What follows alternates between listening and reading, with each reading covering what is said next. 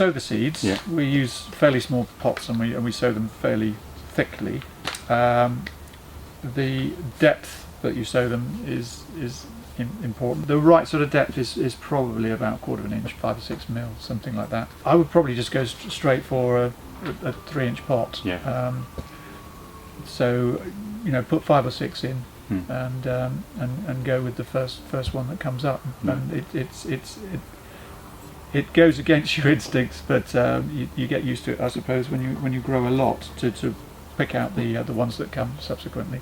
But yeah, so either if you get 5 or 6 coming up and you want 5 or 6, then obviously just prick them out and separate them. But if you already have 6 cells and you put 5 or 6 seeds, the seeds are fairly cheap, then just sort of pinch off. Rather than pull them out, just sort of pinch the head off. You'd be putting them in a heated propagator to germinate? Yes, so thermostatically controlled if you can afford that. If not, try and keep it in an area where it will have consistent heat.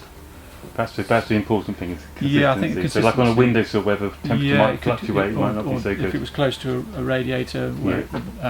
The other thing, if it's in a bright environment, like we have the same problem here. So if we have dull days and hot days, bright days, we have to do different things with the propagators, but we're here and it's our job. If you've got a propagator and you're at work, the sun comes up, the lid's on, it can get overly hot in there, even if the propagator turns off. Thermostatically, it can get too hot. So it's better to keep them somewhere where they'll have an even experience. And then when you find the right place, you can use it reliably without having to worry about what the sun's doing. Well, we use a fine vermiculite, and then we soak it in a solution with a very dilute plant food, so that there's something there. You don't need an awful lot, because the seed has enough to sort of do its first stage all by itself anyway. And then we just top it up a little bit. I would prick them out as soon as we can get hold of them, pretty much. One thing about chilies is they don't mind being reset, so you could pop that on anywhere on that stem. So some plants are very particular about having to go in at the same level that they were removed from. It's good if you can avoid it to not continuously water them once you germinate. Once you put them in to germinate, get the temperature right.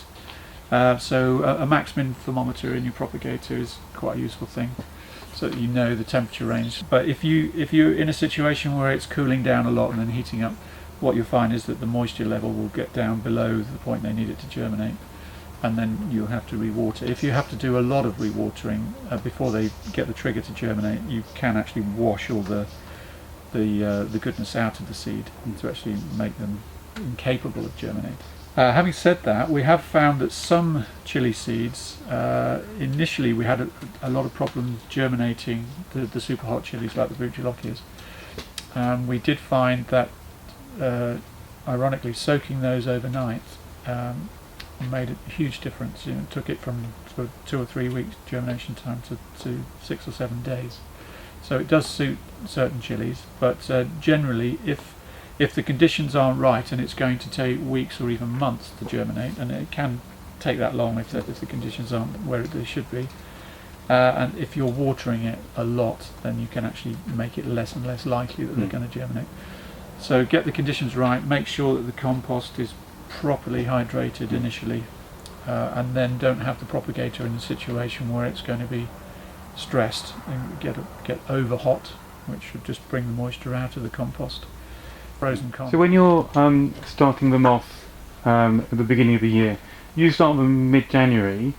When would you recommend, like amateur, people who are growing at home, when would be the optimum time? Yeah, I would say leave it as long as you can. Really, it becomes a lot easier. We've had years when we've had an indifferent spring where the early sowings have been overtaken by the later sowings. Yeah. So just because they have had an uninterrupted. Yeah. If a seedling gets a setback, yeah, that can be quite a serious delay in its formation. If you haven't got the propagator or a heated mat to sort of fight those conditions. It's better just to sort of wait until late March, I would say. So late March is still okay. Is it still enough time to? Yeah. I mean, for small plants, I mean that was a summer sowing, so that would have been June, July. Okay. But if you're looking for a big crop plant like cherry bombs or pot wax, you obviously want those as soon as you can have them. Yeah. And they're some of the easier varieties to grow with the cooler spring anyway. So but habaneros and things like that can be very put off by a spring like that. So.